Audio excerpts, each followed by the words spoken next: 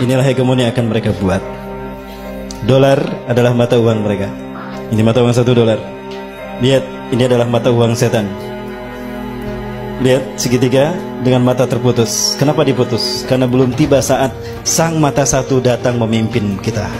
Kapan waktunya? Nanti kalau lahir sapi merah. Ternyata sapi merahnya sudah lahir. Ya, berarti kedatangan sang mata satu telah dekat. Artinya negara dunia di New World Order yang mereka cita-citakan, Novus Order Seclorum, akan sempurna. Berarti ada kemungkinan di zaman kita Dajjal keluar.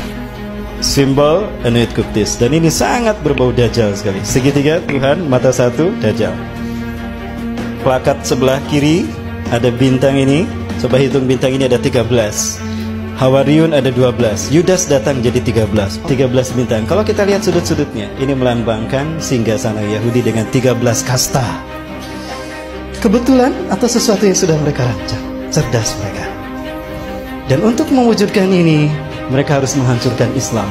Berarti negara-negara Arab harus ada dalam kendali mereka. Yahudi nggak mau sendirian. Yahudi harus ada partner. Siapa lagi kalau bukan Amerika? Tadi negara paman Sam. Betul kan? Tujuannya apa? Memuluskan jalan Dajjal untuk menguasai dunia. Maka Yahudi melakukannya dengan 3 program besar dunia. 1. Eksodus besar-besaran ke negeri yang dijanjikan Tuhan. Melalui resolusi Atul Balfour, Menlu Inggris yang diperbudak Yahudi oleh Rothschild atau Rockefeller, mereka mengeluarkan resolusi Atul Balfour yang isinya mengizinkan Yahudi untuk hijrah ke Palestina. Maka sejak saat itu mereka hijrah setiap 2 minggu sekali 1.000 orang ke tanah Palestina.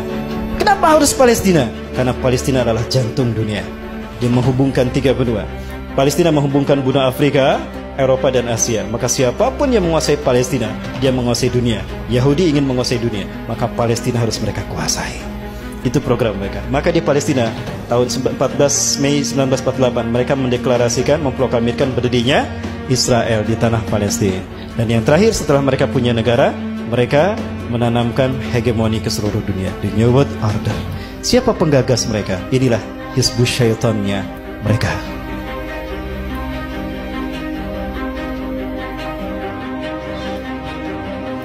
Baik, mereka inilah yang kemudian menciptakan platformnya, langkah demi langkahnya untuk menuju negara dunia. Apa negara dunia itu? The New World Order tadi.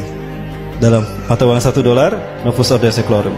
1. Dunia dalam pemerintahan tunggal mereka. Siapa? Yahudi. Maka negara-negara di seluruh dunia harus sejalan dengan agenda Yahudi. Artinya mereka harus menjadi shadow government-nya Yahudi. Betul? Bertentangan dengan agenda Yahudi, habis mereka. Lihat Irak, lihat Mesir, lihat Afghanistan, lihat Suriah, lihat Palestina, lihat Yaman. Maka negara yang tersisa adalah negara yang pro kepada mereka. Saya buktikan tidak lama lagi. Maka mereka menciptakan shadow government. Demokrasi, itu virus yang mereka sebarkan agar negara di dunia ada dalam kendali mereka. Divide, dipecah belah, et impera, lalu mereka kuasai. Itu strategi klasik mereka. Lalu mereka menciptakan sistem politik demokrasi tadi. Ekonomi kapitalisme yang ribawi, dolar. Hari ini kita tidak bisa mengklaim kalau kita sudah syariah dengan sistem ekonomi dan perbankan kita. Tidak bisa.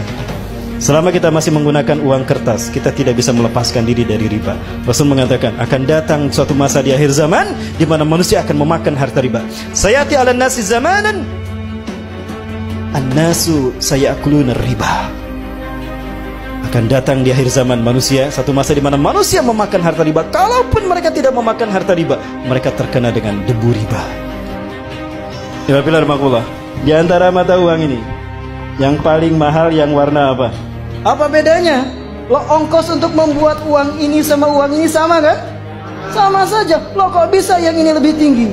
Lihat, dari intrinsiknya saja sudah riba kan? Padahal biaya untuk membuat ini sama. Baik, betul? Inilah riba. Baik, berikutnya Proselian. Waktu saya masih SD, 2000 bisa kebeli baju 1 setel. Betul tidak? Waktu saya masih SD, 35 tahun yang lalu. Saya sudah 40, kepala 4 sekarang. 35 tahun yang lalu ini kebeli 1 setel baju. Sekarang inflasi kan? Lalu bagaimana dengan dinar? Rasulullah pernah memerintahkan Ali bin Abi Thalib Kamu ke pasar kambing, beli kambing satu. Harga kambing di zaman Rasulullah 14 abad yang lalu, 1400 tahun yang lalu, 1 dinar. Ali datang ke pasar kambing, pulang. Kenapa Ali yang disuruh? Karena Ali adalah sahabat terhebat dalam memilih kambing yang sehat dan dagingnya gemuk dan bagus kualitasnya. 14 abad yang lalu, 1400 tahun yang lalu, kambing 1 dinar. Sekarang berapa? 1 dinar berapa? 2,5 juta. Kebeli kan kambing? Bayangkan 1400 tahun tidak mengalami inflasi. Nah ini 35 tahun inflasinya sudah berapa kali lipat? Demi Allah. Begini mereka cara menguasai dunia. Dajjal. Pinter kok Dajjal. Inilah ekonomi kapitalisme. Baik, negara tidak pernah mencetak uang ini. Negara hanya menentukan RAPBN, betul? Sejumlah sekian triliun. Lalu diserahkan ke Bank Indonesia. Bank Indonesia tidak bertanggung jawab. Bank Indonesia tidak bertanggung jawab pada pemerintah. Bertanggung jawabnya pada Bank Internasional, IMF, Bank Dunia. Itu tanggung jawabnya.